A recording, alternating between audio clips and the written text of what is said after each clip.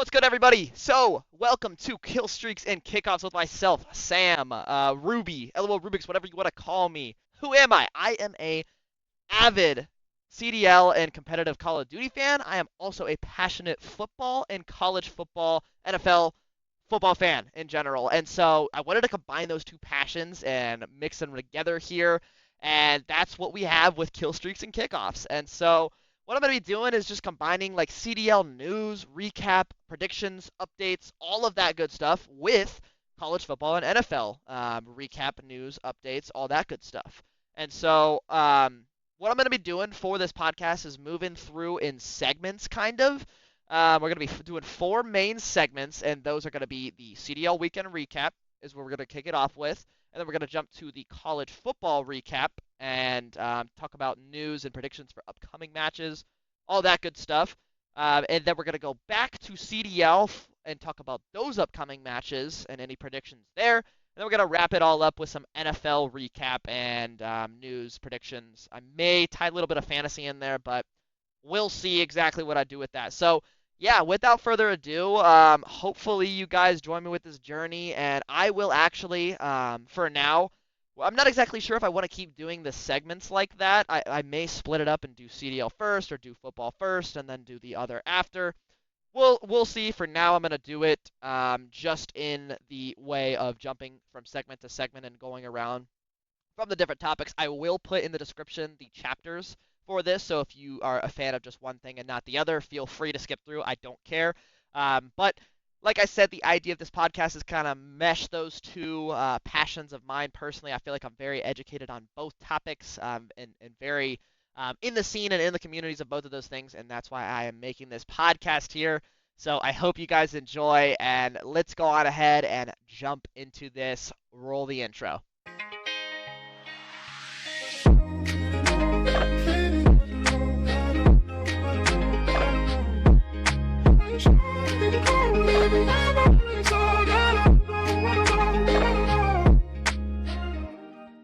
Without further ado, let's just jump on into the CDL recap. I've got a bunch of notes, bunch of things I want to talk about. So yeah, like I said, there has not been any matches yet, but there has been plenty of tournaments that we have had to watch or gotten to watch since launch on October 25th, or yeah, that's been like over a month and a half ago at least. So since then, we've had a lot of tournaments and a lot of good stuff. First, do want to discuss GAs since we are going to have the first match tomorrow. That's going to make everything final for what the pros are playing with, at least weapons-wise for the most part, unless there are like huge nerfs, huge buffs. For the most part, at least for stage 1, we're going to be seeing these. So Sniper, it's out. It's out of the game.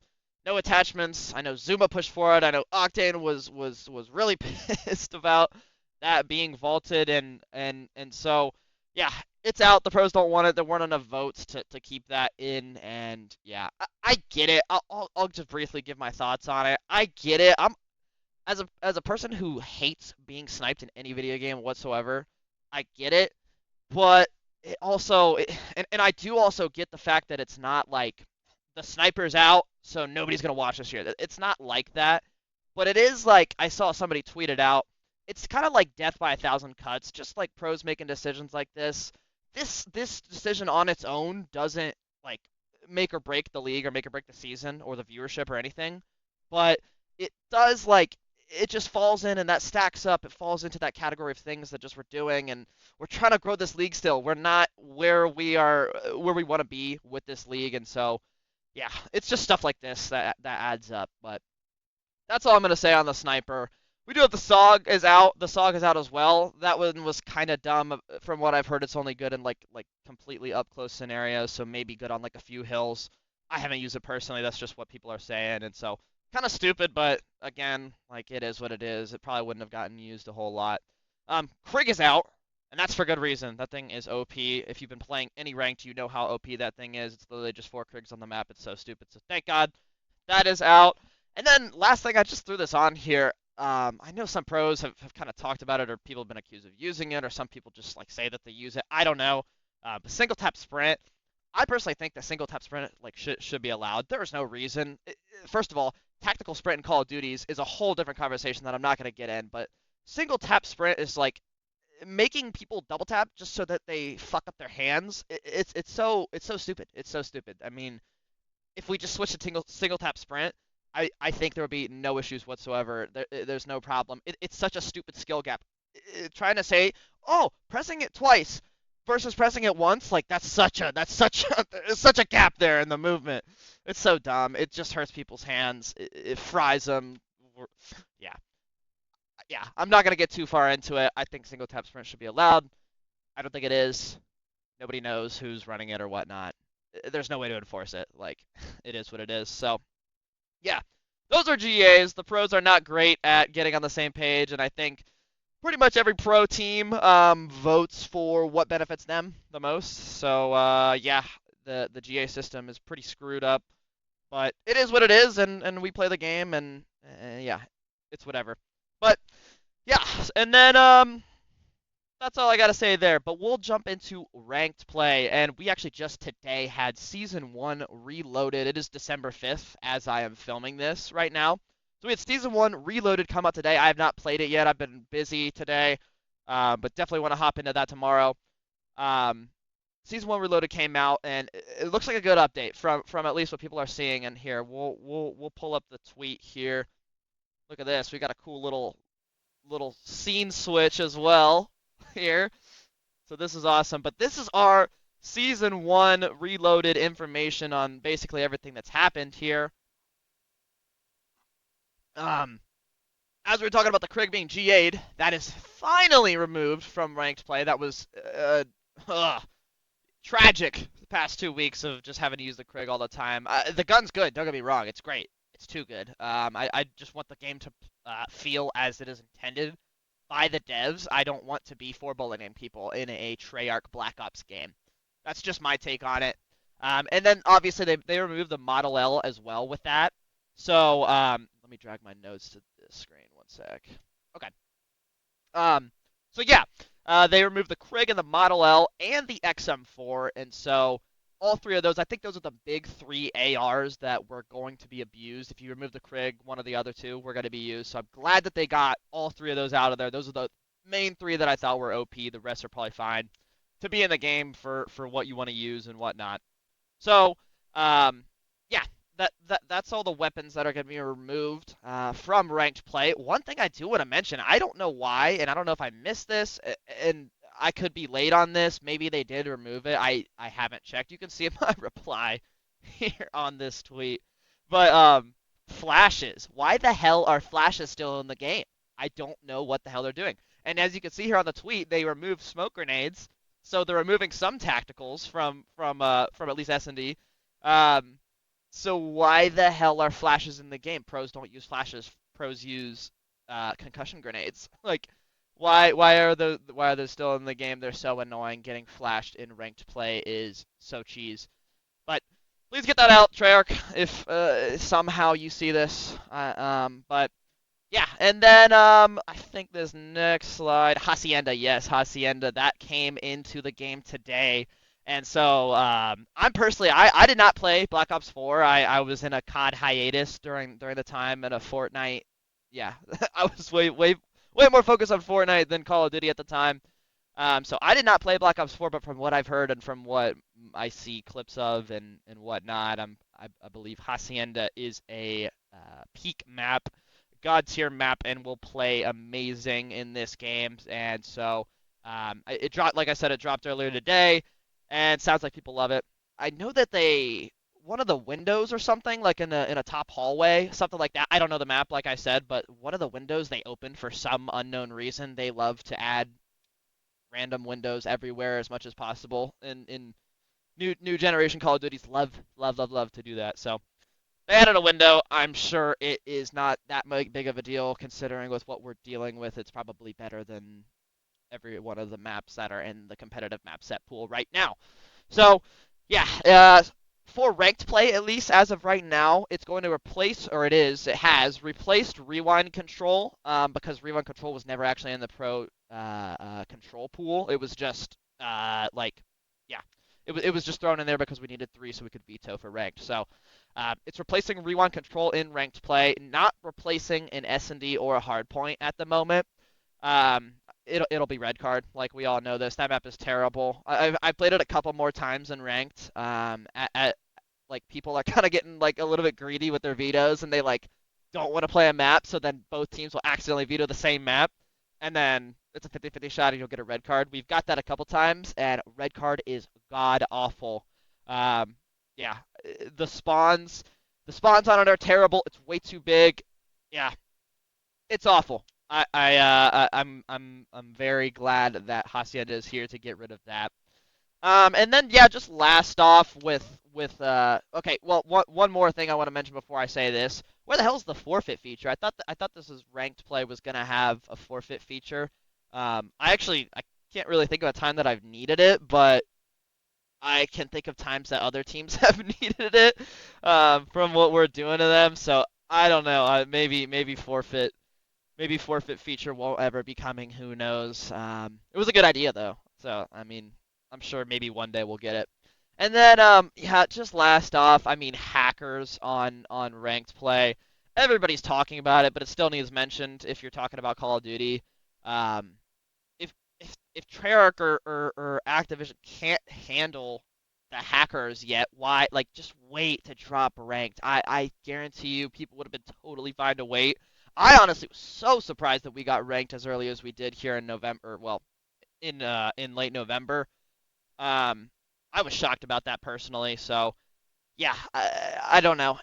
They got to do something about it. I'm not gonna speak on it a whole lot, but we gotta figure something out. Ricochet has to get something done. But I don't know.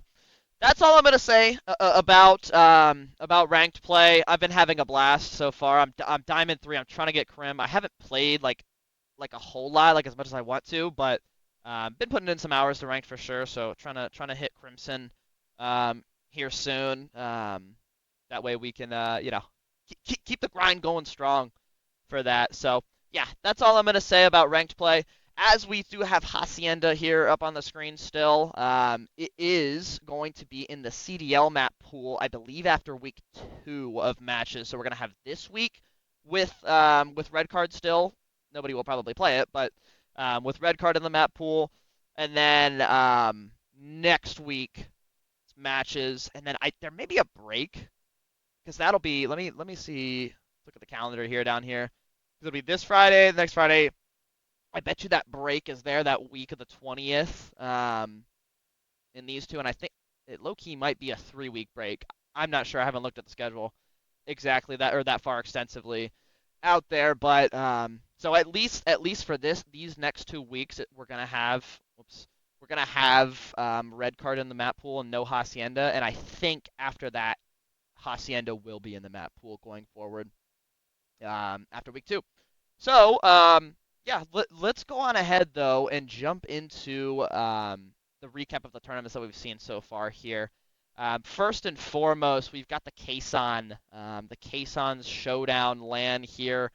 And this was won by 100 Thieves, or LA Thieves. I think they had to go by their parent org branding to get this whole thing done. At least that's the word on the street. To get this tournament done, allowed with full teams. But it's probably the most important one because it's a LAN, and it is the only tournament where there's like full teams playing in it here. And so obviously there's only 4 teams at the tournament, but definitely still an accurate representation. We know that the top 3 teams here in Thieves, Optic, and FaZe, those are going to be running the league this year for sure. And then Cloud9, I don't know if they're that 4 spot. They're definitely up there in the middle of the pack for sure. That can be fighting for that 4 spot. I think at least what most people are thinking is Toronto Ultra's still going to be kind of in that 4 spot. I don't know. We'll see. But yeah. So Scrappy won that one, and then we had the Zuma Invitational here, and this is the first one. He threw 3, 25K, 25K, and a 50K.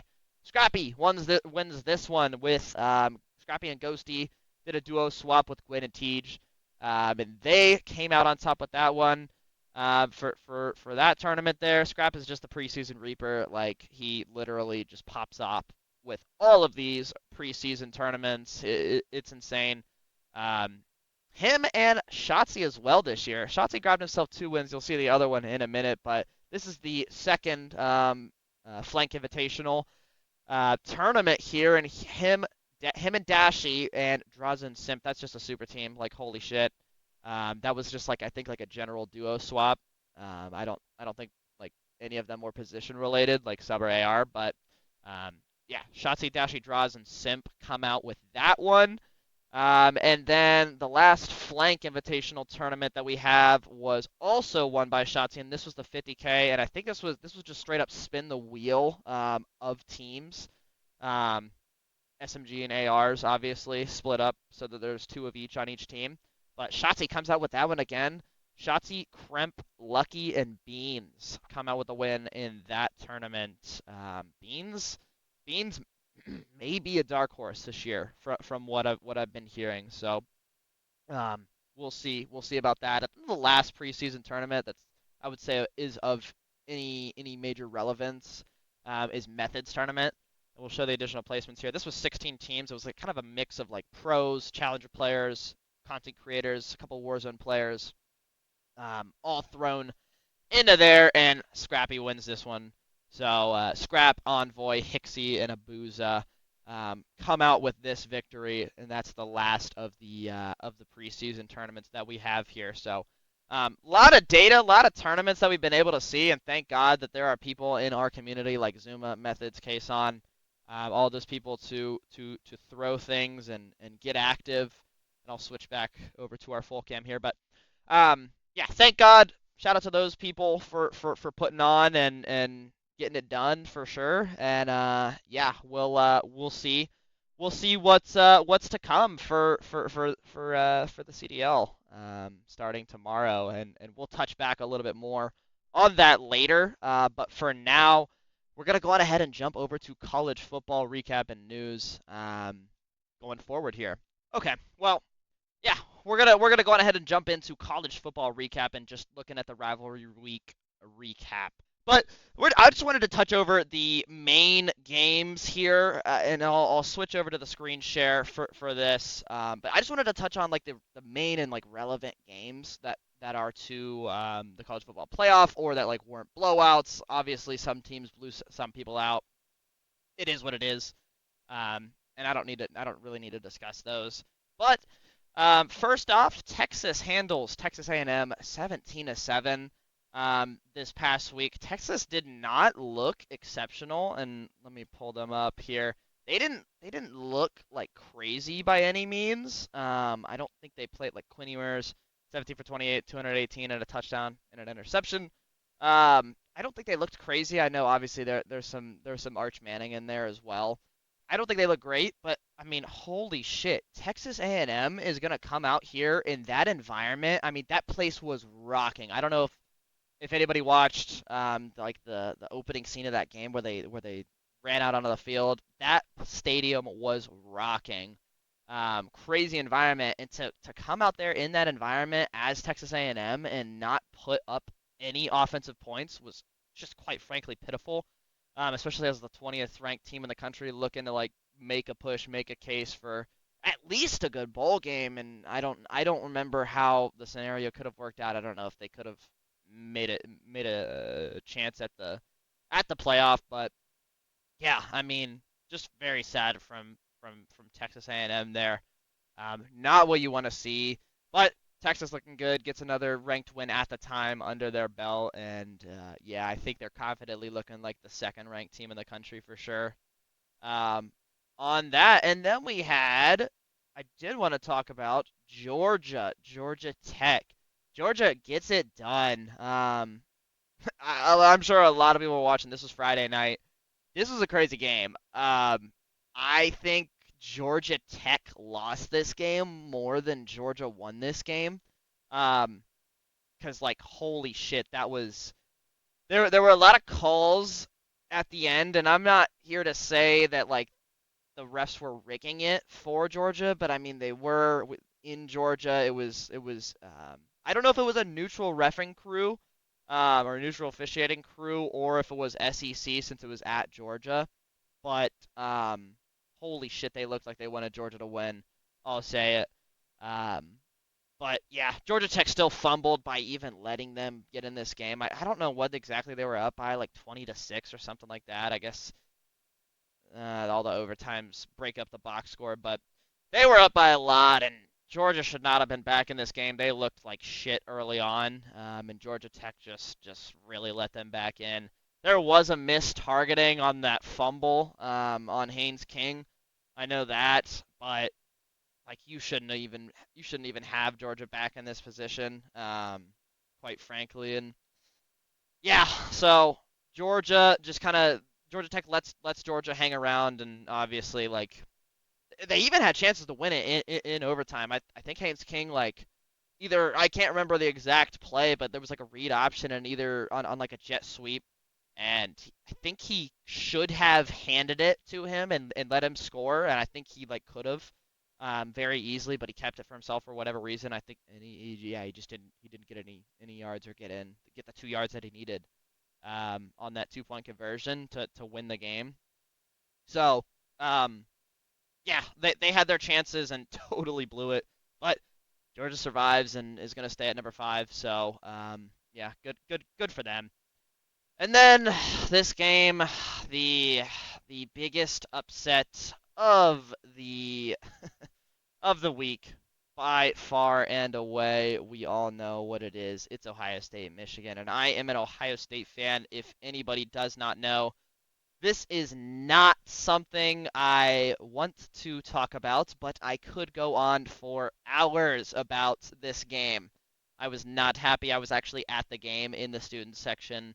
And yeah, that was not a great experience, to be quite honest with you. Yeah, I'll try to wrap it up quickly because I have a lot of thoughts on it, and I do want to talk about it a little bit more than the others because I just like I'm more educated on this, obviously, as a diehard Ohio State fan.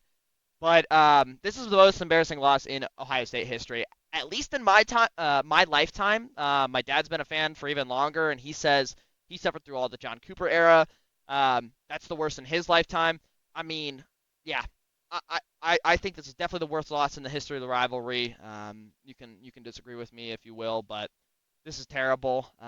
This is the worst coaching display I have seen in maybe my entire life, and we've seen some pretty bad um, Ryan Day coaching even. Definitely the worst Ryan Day coaching that we've seen in our entire lives. Yeah, I mean, Ryan Day and Chip Kelly just really wanted to prove their ego. What is it, 22 years in a row that they're or 23 now. The team with the most rushing yards has won this game. I think they just wanted to do that by the book for some fucking reason. They figured that that's how they're going to win this game, and they had their minds made up, and that was the only thing that they were going to do. And so, yeah, they get absolutely bullied for it, just not stressing or not straying away from the run. And yeah, it comes back to bite them in the ass, quite frankly. They couldn't do it. We are a passing team. We have 5 stars on deck. We have the best freshman wide receiver in the nation in Jeremiah Smith. I don't need to say any more there. We should have been passing the ball, especially on third and 8 and 3rd and 10. Instead, we ran up the middle for no gain. So yeah, um, yeah, we just had injuries, a lot of injuries on the O line. Well, 2 injuries on the O line, and somehow no developed depth to step up and at least help the O line look like a resemblance of what it was earlier in the season, fully healthy. I mean, we need to fire Justin Fry. He needs to be fired as the O line coach because there is no reason you should not have been recruiting enough people or be developing those guys. Like there is no reason you should not have depth for people to at least do the job of of guys and starters that go down. And so yeah, Fry should be out of here for sure.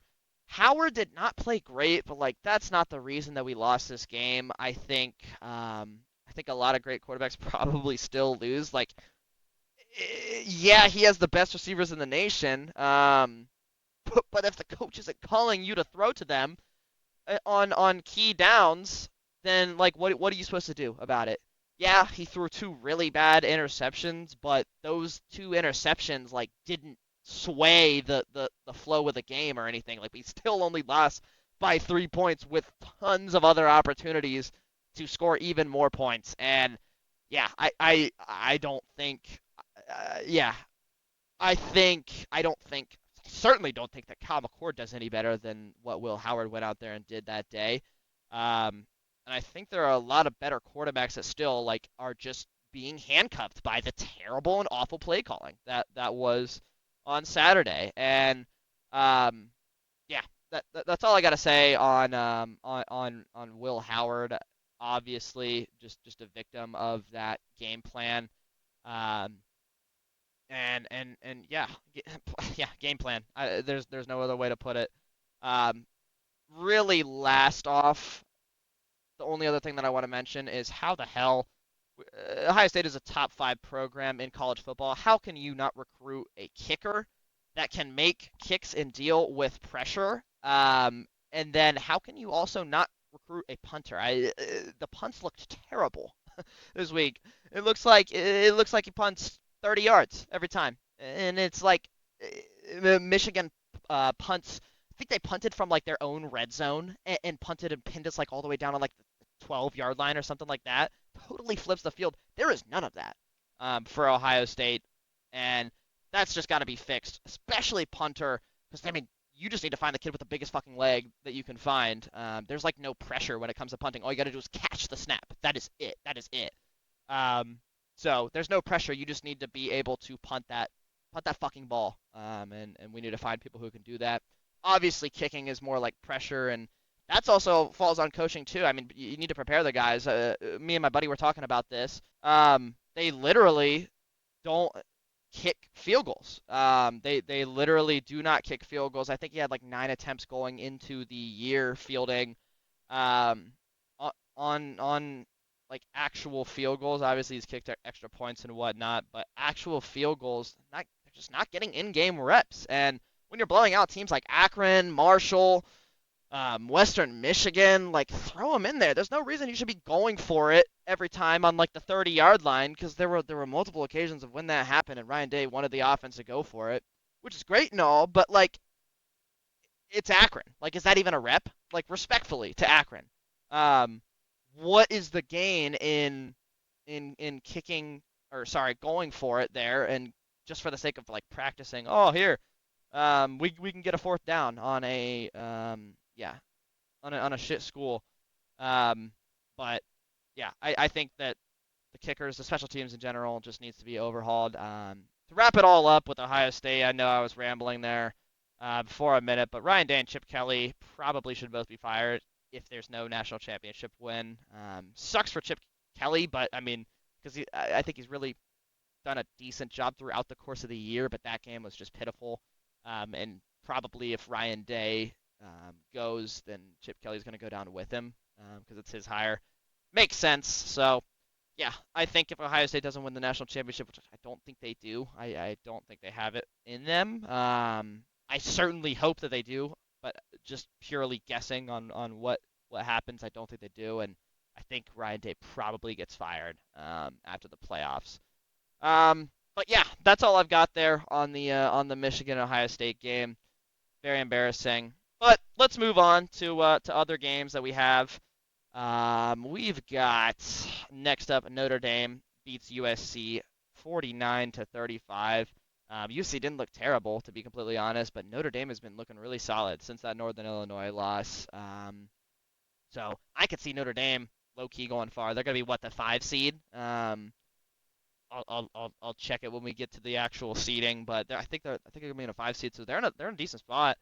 Going forward there, I think they can make a run. I don't think they'll win it. I think Oregon's just too damn good right now, but they've been looking good in that. And then Syracuse obviously knocks off Miami, Florida, in that game. That was crazy, but I'm not shocked. I mean, I wasn't too high on Miami after watching the California game earlier this year. Um, Miami just can't do anything right since 2002. It seems like. Sucks for that fan base, but they just haven't been the same. And this is probably the closest of recent memory that they've been to setting up and making a playoff run. Best quarterback they've had that I can think of in a while. Yeah, so Syracuse gets it done on Miami and more than likely knocks them out of the playoffs, as it looks right now. And then South Carolina actually beats Clemson here. I don't know if you can call this an upset because South Carolina has been looking just absolutely freakish since like mid-season pretty much. And yeah, they get it done on Clemson by 3, 17-14. So they were looking good. I just don't think they get in to the playoffs, and I'll talk about that there. Um, yeah, they've been on a roll for sure. They probably should make the playoffs. They probably like do better than some teams that are going. They probably are gonna or would do better than some teams are going to do in the playoffs. But just like with the way that it is, like you got 3 losses, so you're out of the playoffs. And it's funny that Clemson has a chance to make it still because they're a conference champion. They play in the ACC. Like, what are you gonna do? Um, so yeah. And then last game that I want to touch on is Iowa State beating Kansas State 29-21. Just yeah, did what they needed to do, and they've got a chance to make the playoffs with a conference chip auto bid there. So yeah, congrats to Iowa State for clutching that one out, and then we'll pull up the playoffs or what the bracket's looking like right now. Seeding wise here. Um, Obviously we've got our conference champions. We've got Oregon, Texas, SMU, and Boise State there. Provided they win their conference championships, I think. Well, I'll I'll touch on who I think is going to win conference championships before we wrap up college football. But yeah, obviously this is the top 4, provided they do win those championships. And then one big decision that the committee made was Alabama is in, and yeah, that's a debatable decision there. I personally think Ole Miss makes a case to be over them. We'll look at the teams that they're over. Um, I just want to touch on like what exactly each of their resumes look like, what key wins and losses they have. Bama has a win against number 5 Georgia and 14 South Carolina. So those are their 2 marquee wins, and they're like it's a pretty decent resume. And then their losses are against 7 Tennessee, Vanderbilt, which is bad, Oklahoma, which is bad. And so they're in over Miami. I think this is a no-brainer. I think Miami should be out. They have no ranked wins. To my knowledge, I could be incorrect there, but I'm pretty sure they have no ranked wins. They've got a loss to ranked Syracuse now and Georgia Tech. So they're out. South Carolina, they're in over South Carolina. South Carolina has a win over 19 Missouri and 17 Clemson. 2 ranked wins, but they're not better than Bama's 2 ranked wins. And then they have losses to Bama, so they lose the head-to-head there. And then they have a loss to Ole Miss, who also is in contention for this. So yeah, and then they got a loss to unranked LSU. I think that just puts them out. Their wins aren't as good as Bama's, and they have a loss to Bama head-to-head and a loss to Ole Miss, the other team in argument. Now, the only one that I think there is an argument for is Ole Miss, and I think the Bama brand just kind of plays a role in this game. I think it really is the losses that push it over the edge here, but they've got the same wins that Bama has. 5 Georgia and 14 South Carolina, but their losses, they do not have a ranked loss. They lost to Kentucky, LSU, and Florida. So all unranked losses, and I think that's just where it comes in. I think the committee is like, we like to think that they are like thinking of all these like different things, but from the past, this is what I think they care about is your like, yeah, your key wins. And I went in there and picked the key wins, key losses, and I think that's just what they stack up. I think they're what compares Bama to Ole Miss and what separates the two of them. They haven't played each other.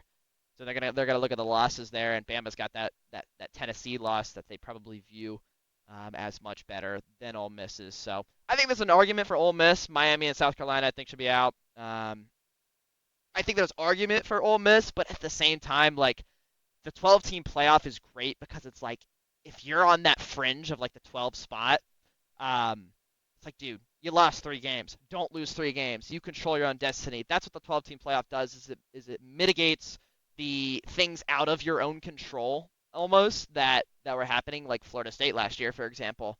It mitigates those situations much more, and it's like not getting in at that 5 spot is so much worse than not getting in at like the 13 spot, for example. So yeah, that's what I wanted to talk about with the Alabama situation. And then I did also want to mention that the committee favors Ohio State's resume over Tennessee. And I wanted to compare those two. Ohio State has wins versus 3 Penn State and 9 Indiana, and then their losses are versus their losses are versus number 1 Oregon and Michigan. And then Tennessee has a win versus 11 Alabama, and then their losses are to 5 Georgia and then Arkansas. So Ohio State has 2 ranked wins. Does Tennessee? I thought they had another ranked win. I could be wrong, and like in my notes, forgot to write the other one here. But either way, their wins, like let's say their wins are similar, which I think Ohio State's are still better. 3-9 is more impressive than anything Tennessee would have won. But I think the losses are still better too. Like Oregon's the best team in the country. Georgia is good, amazing, 5, top 5 team in the country, but not as good as Oregon. And then Michigan and Arkansas probably pretty similar there. Like Michigan is not a good team, Arkansas not a good team.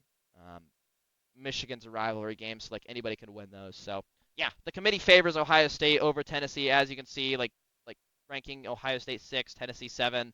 That'll be the 8-9 seed game.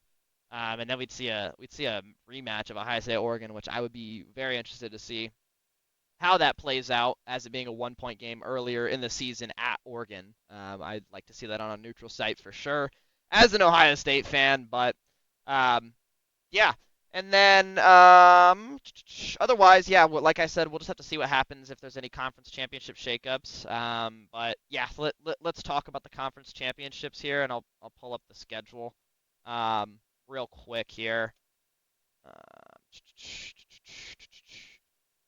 all right. So Friday, the only one Friday that we needed to talk about is the Mountain West Conference Championship, UNLV versus Boise State, and I'll predict who wins these. I think it's Boise State in this one. They got 1 loss on the year by 3 to literally the number 1 team in the country, and won the rest of their games. And I mean, it's Ash and G&T. Like, I don't know what else you want me to say. UNLV does not stand a chance in this game. Big 12 championship, Iowa State versus Arizona State. I could see Iowa State winning this. I'll pick them here in this game. This really won't shake up anything though. The winner just gets in, and the loser's probably out. Like that's just where they're ranked in the country right now. The other one will probably just fall out of contention there. So, winning you're in. Iowa State, Arizona State. I'm going Iowa State personally, and then SEC. We've got Georgia versus Texas. I'm going Texas.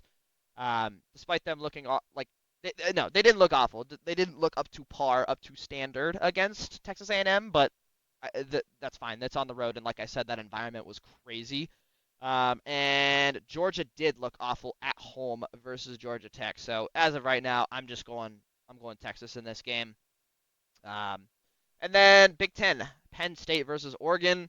I think Oregon probably handles them with ease. I think just the pace that Penn State operates is not going to be able to keep up with Oregon's. I do wonder if Penn State loses if they fall behind Ohio State because both will be 2-loss teams. Ohio State will have the head-to-head edge. But obviously, like Penn State played in a conference championship, so it's just a matter of like, do you want to punish a team for playing in the conference championship? I could see them doing it. I don't know if they will or not. I hope they do. Well, I don't know. I don't know. It is what it is. Obviously, if Ohio State gets ranked ahead of them, it's going to be an easier route. But yeah.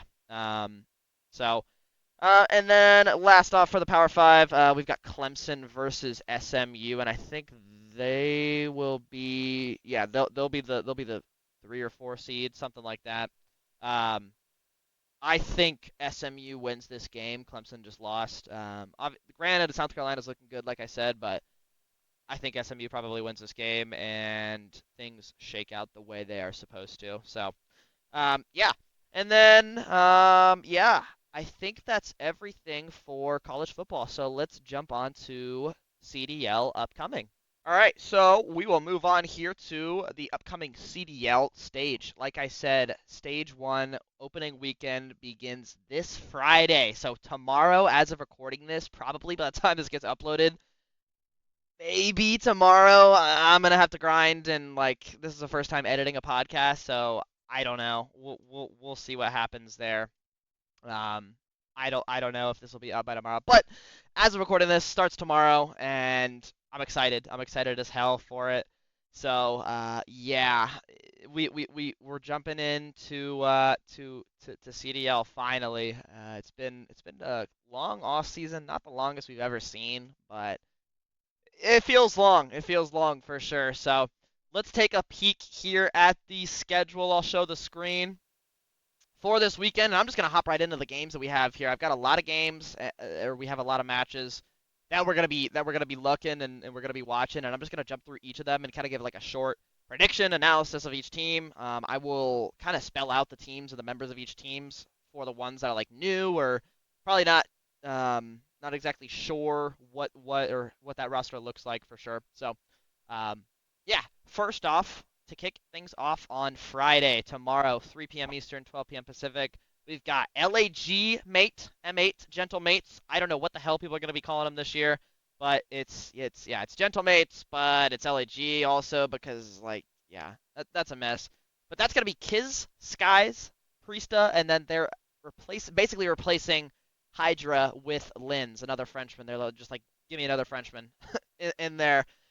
So yeah, they're the 2023 champs team replacing Hydra with Linz versus G2 Rocker, Minnesota Rocker. Yeah, parent company G2. And that's going to be Estriel, Geo, Nero, and Paul X. So not a bad squad, I don't think. Probably going to be middle of the pack. Just initially going off what I think, but I am going to go with LAG here. I think that's what most people are going to call him. I'm going to call him LAG for now. Like it works either way. LA Gorillas, LA Gentlemates, like it's the same thing. But yeah, like I said, it's the 2023 champs team replacing Hydra with Linz. They will be fine. And I think they win this game for sure. And then we've got Optic versus Boston. Boston this year is Cammy, Awakening, Purge, I don't know, Purge, whatever, Purge, and Snoopy. I think this is a no-brainer. It should be Optic here. Unless actually probably the last time they played each other online was when they beat them during that Optic just slump that they were going through online before Major 4 or 5 or whatever. So yeah, but I think Optic comes out strong and beats this team. This Boston team was a EWC roster that probably should not have stuck together. So I think Optic takes that one. Next up, we've got the new team, and I know a lot of people are excited for this matchup, but the Vegas Falcons, and that is, I believe right now, it's Exnid, King of Body, Khalid, and Roxas. I don't know if those names mean anything. If you go to their actual CDL roster website, it has like 10 people underneath the members of the roster. So I don't know if that's actually what we're gonna see tomorrow, but I don't really think it's like the exact names aren't really relevant. It's just like whatever they throw out with is gonna be interesting. And they're playing Carolina. That's gonna be Slasher, Gwen, Tej, and Vivid this year. My money would be on Carolina. You know what? I'm gonna change this. In my notes, I said my money's on Carolina. I think Falcons comes out and wins this game. They did lose 0-3 to FaZe at EWC. But I mean that's FaZe. They won the fucking event, and then they lost 2-3 to Lore Gaming, which is like just one of the challenger teams that qualified to that event. I think Coach Clayster is a boost. It is a plus. It will help this team. And I think they come out like they're hungry. It's their first ever CDL match. And I could see like Carolina is a beatable team. Like Slasher and Vivid are returning to the league after being out for the majority of last year. I think Vivid was out the entire year last year. So yeah, those two are coming back. Like they may be shaking rust off. I don't know. I'm gonna go with the Falcons here in this one. And then to wrap up the day, we got FaZe versus Toronto. This is gonna be a good one, and I'm glad that they at least threw us a good match to end up the day. But Toronto this year, if you don't know, is Beans, Insight, Kleenex, and Joe Deceives. Joe should change his name to just Deceives. It would be so much harder, so much more tough. But Joe Deceives at that 4 spot. I do got FaZe here. Simp and Abies are just looking gross, but I think Toronto puts up a fight. I don't think this is like a 3-0 by any means. And like they could obviously win this match for sure. But Simp and Abies are just looking nasty this year. And yeah.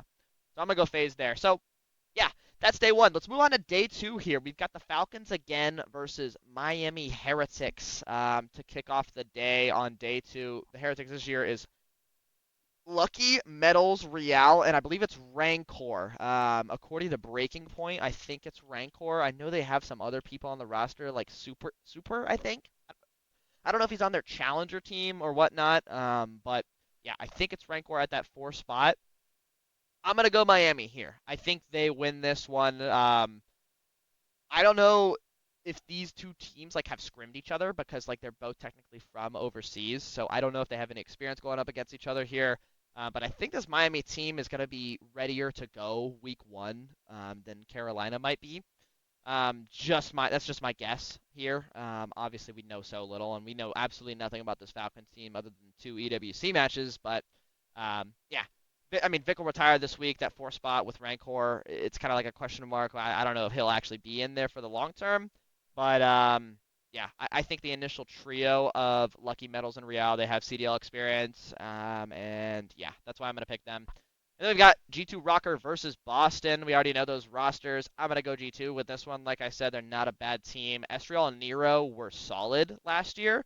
And then Geo has just been frying in these like preseason tournaments. I know Hydra hates the kid, and if somebody's hating on you for the way you play, you know you're doing something right, I feel like. And so, yeah, I'm gonna go G2 here for this match. I just think that Boston team is not great. I think there will be changes that are made eventually on that team for sure.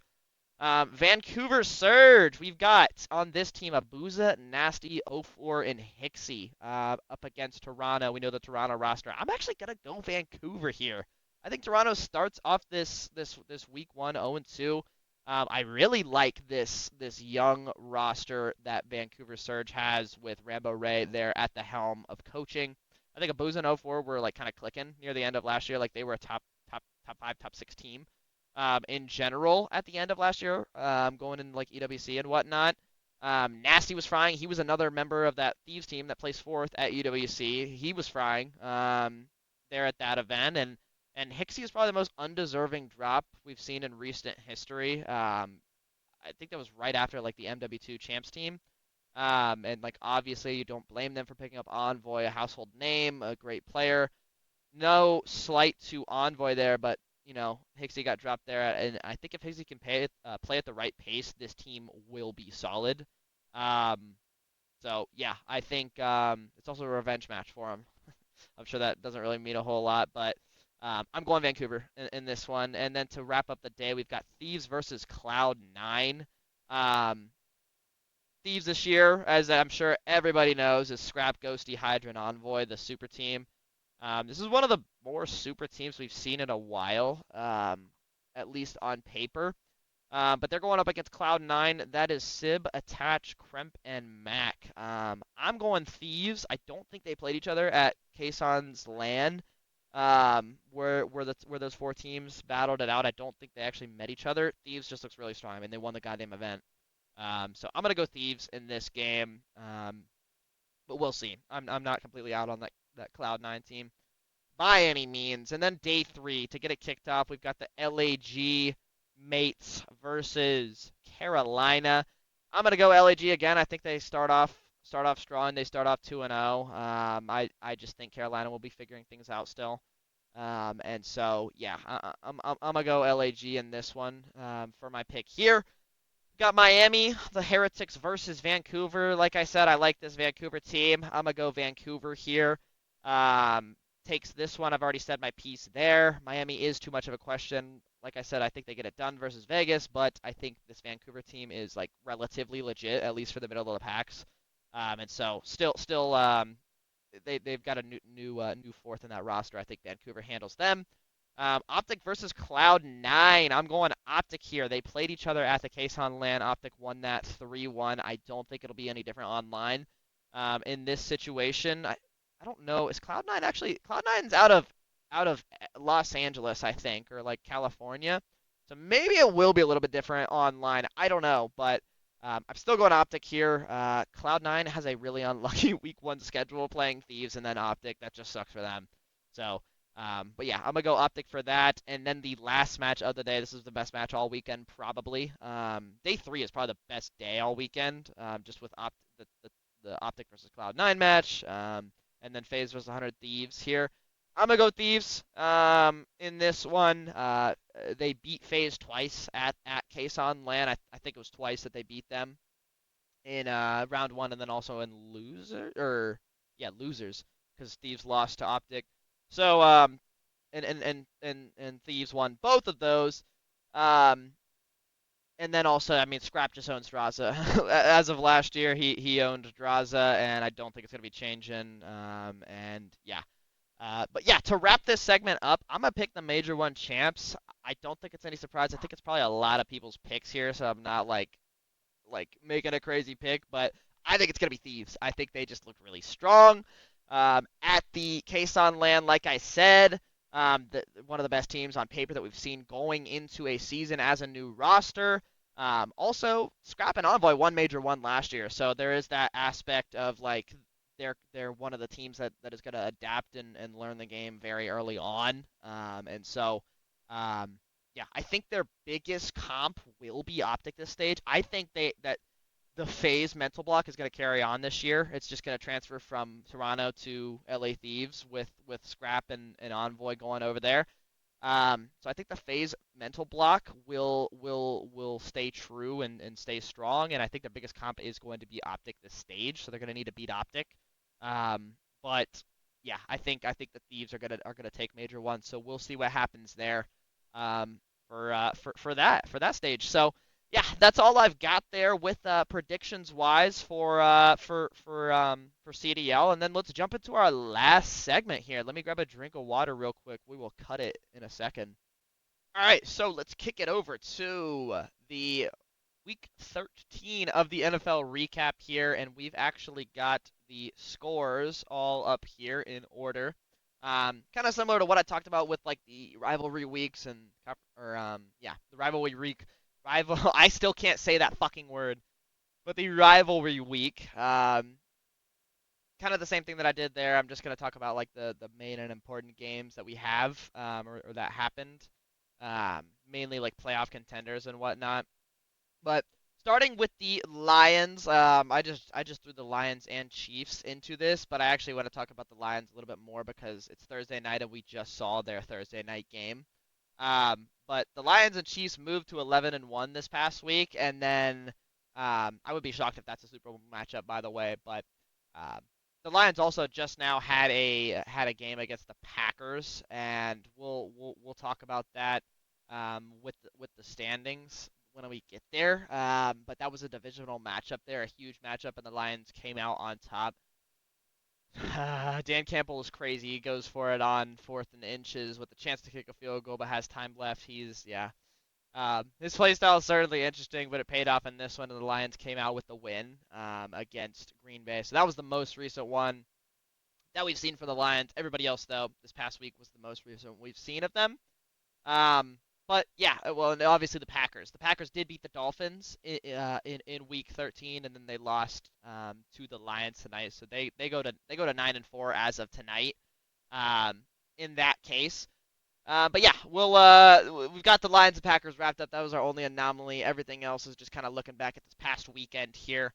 The Commanders handled the Titans to go. I think they are 8-5, if I'm not mistaken. I don't know where the hell theirs is on here, but oh, okay, there we go. Yeah, they handled the Titans. So the Commanders are 8-5 now. I don't know why I didn't do that in order, but they're 8-5. The Chargers beat the Falcons. They go to 8-4, wherever the hell that is. There it is. They go to 8-4. So yeah, they're looking good. Kirk Cousins threw 4 picks, which is not ideal and probably why they lost that game. Steelers go to 9-3 and a win over the Bengals. Bengals defense is just downright horrendous. I do think the Steelers team is a contender with Russ. I think Russ is like not an MVP level player, but I think he's a experienced veteran, and I think they're a legitimate contender. Najee's looking great. Um, George is looking great. Everybody's looking great. And I think they actually like could make a push for a win this year. Yeah, and then Texans, they moved to 8-5 with a win over the Jags. I will talk about the Texans later on because I'm a big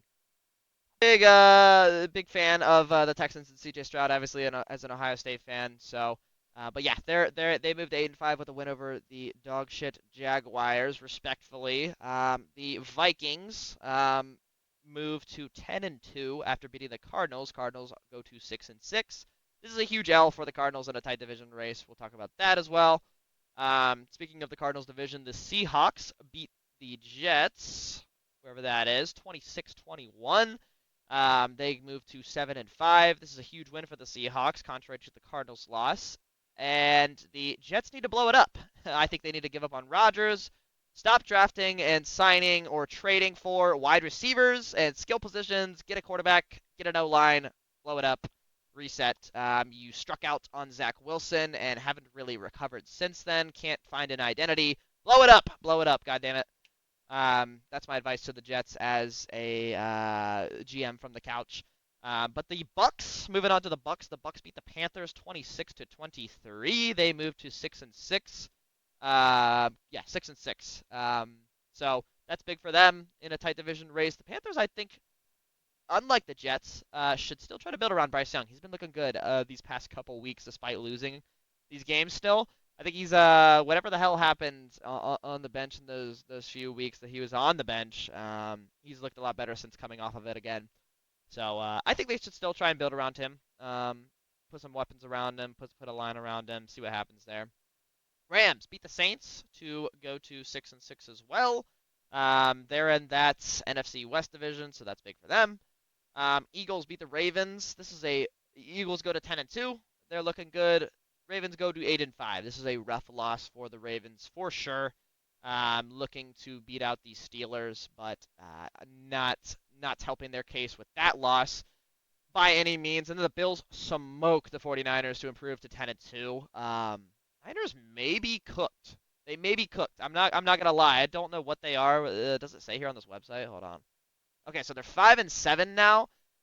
Yeah, I don't know. They definitely have to do some evaluations and really lock in. Fortunately, they are in a pretty close division still. Like I said with the NFC West, so they could lock in, but they might be cooked. I'm not gonna lie. And then last off, just want to mention the Monday night game. The Broncos did it against the Browns, put up 41 points. That's low-key tippable.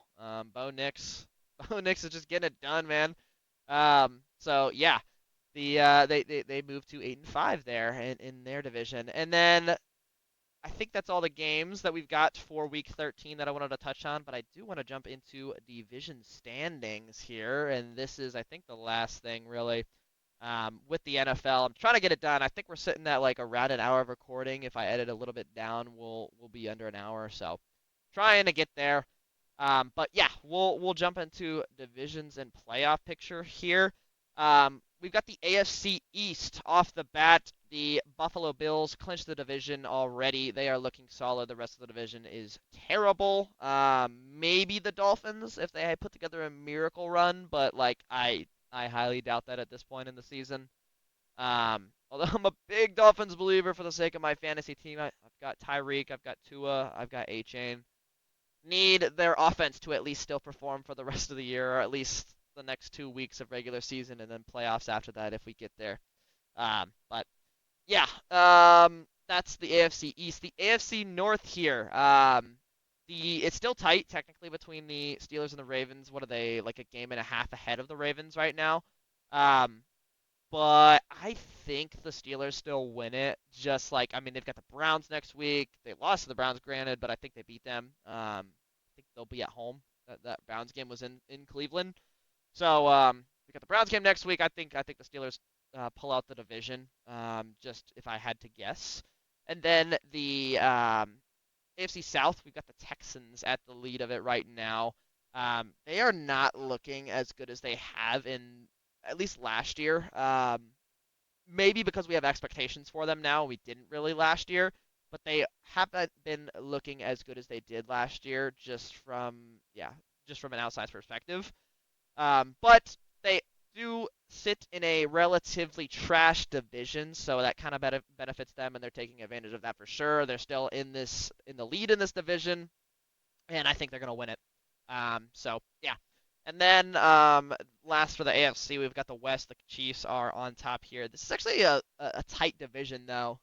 So the Chiefs have clinched playoffs, but they actually haven't clinched the division title yet, which is interesting.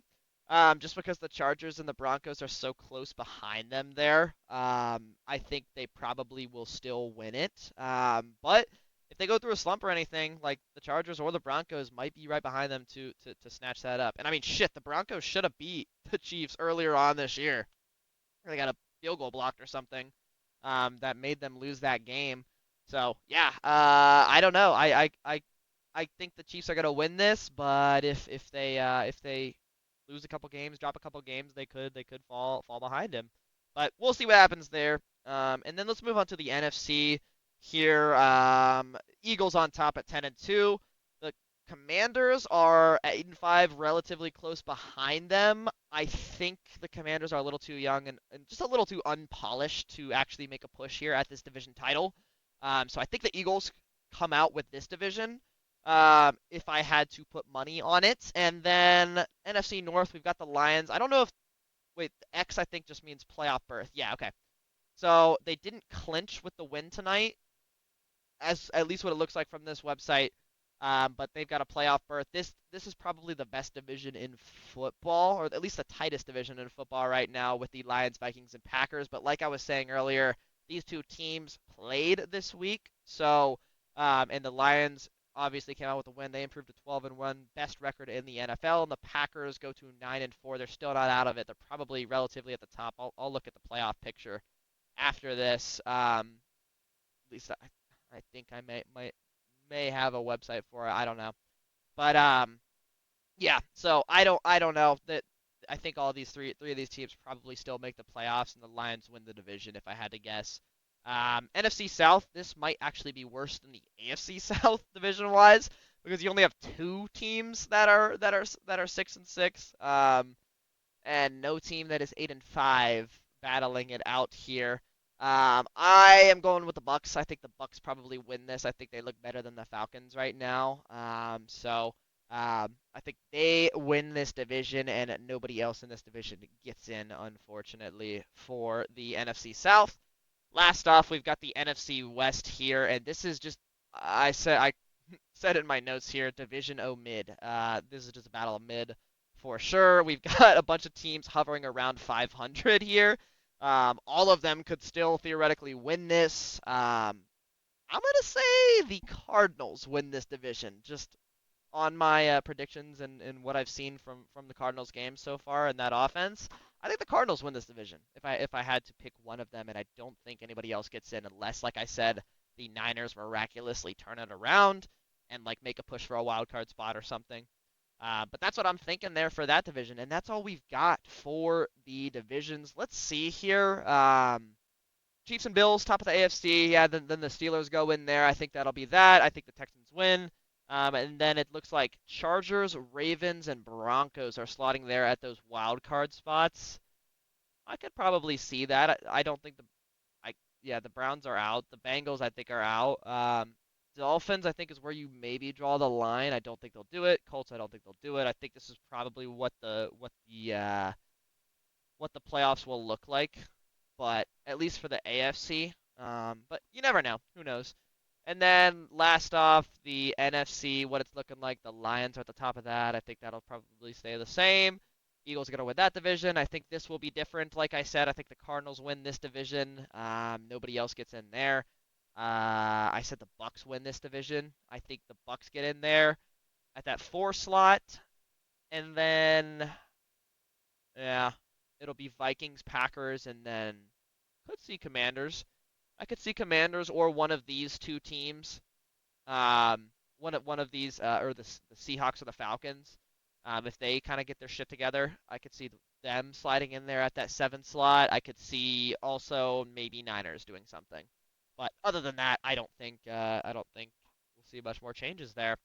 So, yeah, that's all I wanted to touch on for the NFL. I'm going way over the initial time limit that I wanted to hit, but it is what it is. It is what it is. And so, yeah, I hope everybody enjoyed this. I'm gonna go edit this now. I'm gonna go chop up any time where I just started doing what I'm doing right now and not knowing what the hell to say.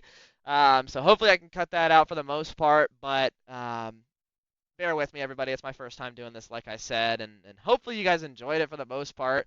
Let me know any feedback on this. Like I said, I don't know if I want to split up those two categories and go CDL first or NFL or football first, or keep it as is. If you like me kind of jumping around and like going around, I will in the description I will put chapters so that you guys can fast forward through any of the areas that you don't care about. If some people care about CDL and don't care about football, I get it. But hopefully, the idea of this podcast, like I said, is for people who enjoy both and kind of want to lock in on that niche, that combined niche, and yeah. And then if any other feedback, like if any other topics you want me to touch on, I know I'm going a little bit over, but we're in an hour, like it's fine. This is what I want to do, to be honest. I know I was looking up some advice, and some people said like keep it 30 to 45 minutes, but um yeah, I don't know. This is what I want to do. This is what the podcasts are. So I'll still try to probably get it down time wise, but it is what it is. I'm not like super mad about this time by any means. And then yeah, other than that, please drop a like, even if you don't watch any of this video, and you just fast forwarded to the end or whatever the hell, or you only watched the last NFL segment.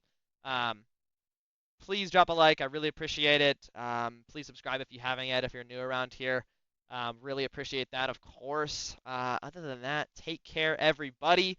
And I will talk to you guys next week for hopefully episode 2. Touching on the matches that we see this weekend, and then obviously the playoffs and conference championships. We got a lot of exciting stuff. We're at an exciting time in the year for my two favorite sports and esports leagues in football and Call of Duty. So take care, everybody. Hope you enjoyed episode 1, and hopefully I will be back for episode 2. Until then, I will talk to you guys later. Peace out.